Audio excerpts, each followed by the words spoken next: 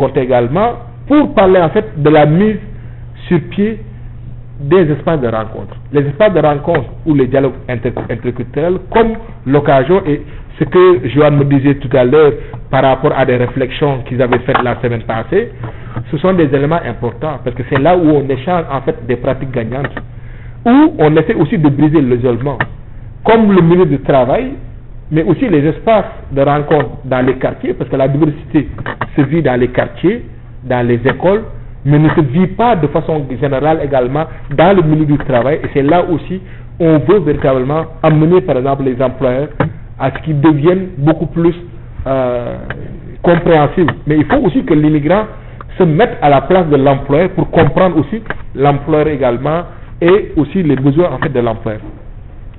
Mais ces espaces de dialogue deviennent importants aussi dans la mesure où, à travers les chants, parce que Hassan aussi a eu en fait l'occasion de faire des activités aussi avec les chants, les contes également, avec aussi d'autres aspects, ça devient interactif. Et ça permet à la société d'accueil d'avoir aussi une écoute active. Parce que la musique est universelle, le chant est universel, les contes aussi, ce sont des outils pédagogiques. Et en développant cela, on amène la société d'accueil à venir écouter ce qu'on dit et à interagir dans la bonne humeur et tout. Et ça également, c'est quelque chose d'hyper important. Tout à l'heure, j'ai vu aussi Ndiallo amener en fait ce qu'on appelle ici, parce que j'ai vu dans votre activité aussi, vous allez parler de pudding choumour et tout. Ce ne sont pas des concepts qui sont vains, ce sont des concepts extrêmement importants. Parce qu'à travers la nourriture, madame tout à l'heure demandait, mais c'était quoi véritablement le jus? Donc, Hassan était en train d'expliquer le jus c'est quoi. Donc, on développe une interaction, on discute, on explique, mais on permet à la personne de voyager en le parlant de la réalité. Parce qu'il faut trouver des espaces où on commence à ne pas accuser la personne. Parce que moi, ce dont je déteste le plus, c'est d'accuser en fait une partie. Parce que l'accusation ne mènera absolument à rien. Parce que les réalités sont complexes. Et parfois aussi, il y a des personnes qui sont ignorantes, qui ne savent pas, qui veulent aider, mais qui ne savent pas comment le faire. Et parfois, ils veulent même approcher l'immigrant, mais ne savent pas comment l'approcher. Parce qu'ils ont peur parfois de faire mal, ils ont peur aussi parfois également de ne pas avoir la bonne technique, de ne pas avoir la bonne méthode. C'est pourquoi je disais, parfois, il faut appartenir à l'immigrant d'aller vers l'autre, mais aussi la société d'accueil a la responsabilité également d'ouvrir les portes du marché aussi à ces personnes, et puis à lui faisant comprendre l'histoire de cette société également, ce que aussi le Québec a vécu comme peuple et tout, et pour moi également, c'est quelque chose de fondamental. Pour conclure, je dirais que l'intégration est le premier facteur intégrateur et socialisateur de l'individu dans une société, et en même temps, il faudra valoriser les bons coups de l'intégration et de l'immigration, parce qu'il y a des histoires à succès qui ne font pas malheureusement les manchettes dans les journaux, mais ces histoires à succès, si on les explicitait davantage, le Québécois va se dire en certain moment, on ne me rend pas coupable, parce que parfois il y a cette tendance aussi, vous dites justement qu'on est là, qu'on ne vous intègre pas, c'est comme si on ne vous accueille pas.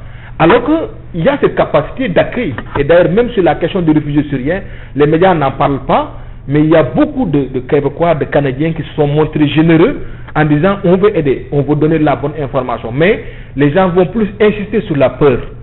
Et quand on insiste sur la peur, ça devient problématique. Quand le gouvernement ne communique pas aussi très bien pour rassurer la population, ça devient aussi problématique.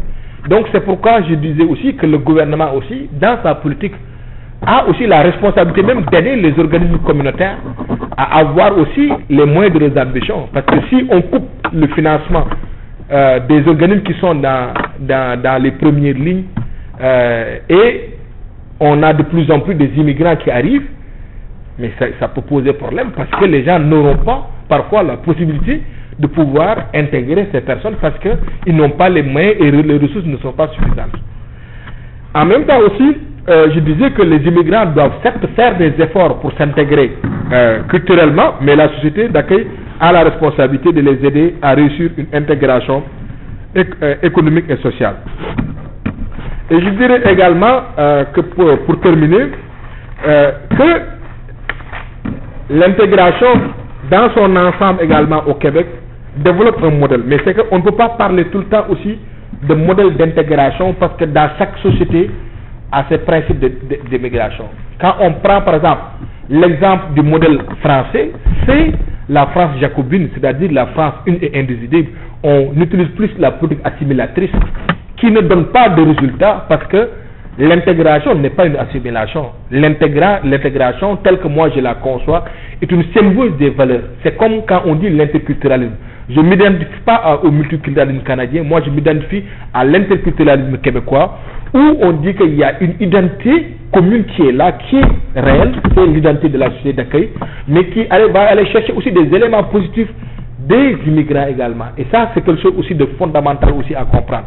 On ne parle pas juste de coexistence de plusieurs identités nationales, comme on l'a en fait dans le multiculturalisme canadien, mais on dit qu'il y a un socle, un fondement qui se traduit par un marqueur de l'identité québécoise à travers la langue, mais aussi à travers aussi certaines valeurs communes que nous partageons tous également. Et la création du lien social rompt l'isolement également. Je vous disais tout à l'heure que par rapport en fait à l'interaction entre l'immigrant et la société d'accueil, ça permet à l'immigrant en fait de comprendre qu'il y a un Québécois qui est derrière, qui fait une petite tape dans le dos en lui disant que évidemment ça peut être difficile, mais il ne faut pas lâcher parce que tu as fait l'effort de venir. Il faut également continuer également dans ce sens également. Donc ça aussi c'est important. Mais aussi il faut parfois laisser place à la célébration des différences culturelles. Cette approche donnerait un message fort aux personnes immigrantes qui ne penseraient pas que la société cherche à les assimiler. De cette façon, elles adhéreraient plus facilement aux valeurs de la société québécoise, tout en ne reniant pas certaines en fait de leurs valeurs. Donc, comme dans toute société, les individus vivent avec leurs ressemblances tout en ne niant pas leurs particularités. La multiplication des programmes de sensibilisation à l'histoire et à la culture québécoise permettrait aux immigrants de comprendre les réalités socioculturelles et politiques de la seule province francophone du Canada. L'adaptation culturelle qui est facteur de cohésion est une quête permanente.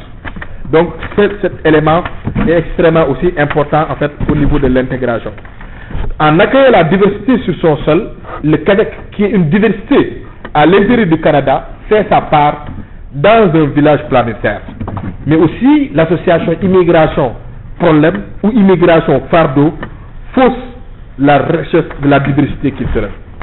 Pour finir, je dirais en fait que par rapport en fait à la ville de Pincourt et puis en même temps Vaudreuil-Soulanges et toute en fait la MRC et tout, c'est important de pouvoir lutter contre la précarité, l'isolement, mais de pouvoir aussi, comme on l'a aujourd'hui l'a fait également, pouvoir réunir les gens, parler des thématiques, écouter aussi, échanger également sur les meilleures façons de faire également, mais aussi insister également sur la contribution de l'immigrant au développement de la société sur le plan économique, sur le plan social, sur le plan culturel et sur le plan linguistique.